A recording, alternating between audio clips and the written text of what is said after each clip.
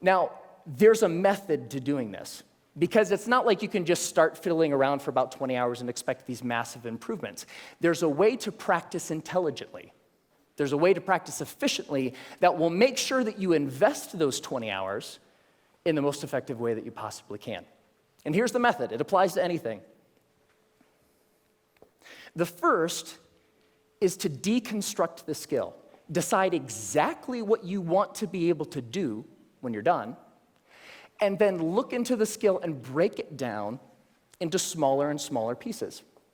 Most of the things that we think of as skills are actually big bundles of skills that require all sorts of different things. The more you can break apart the skill, the more you're able to decide what are the parts of this skill that will actually help me get to what I want, and then you can practice those first.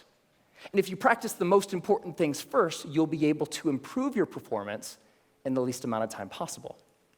The second is learn enough to self-correct.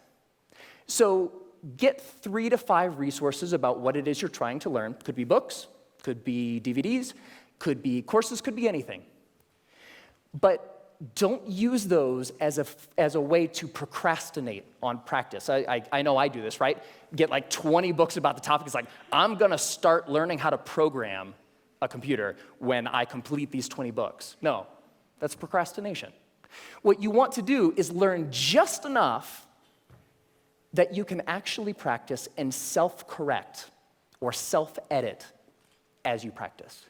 So the learning becomes a way of getting better at noticing when you're making a mistake and then doing something a little different. The third is to remove barriers to practice.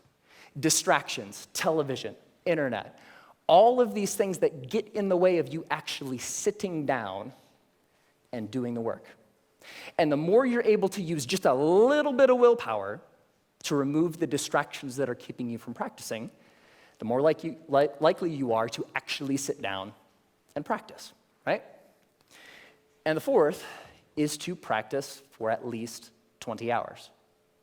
Now, most skills have what I call a frustration barrier. You know, the grossly incompetent knowing it part. That's really, really frustrating. We don't like to feel stupid. And feeling stupid is a barrier to us actually sitting down and doing the work. So by pre-committing to practicing whatever it is that you want to do for at least 20 hours, you will be able to overcome that initial frustration barrier and stick with the practice long enough to actually reap the rewards.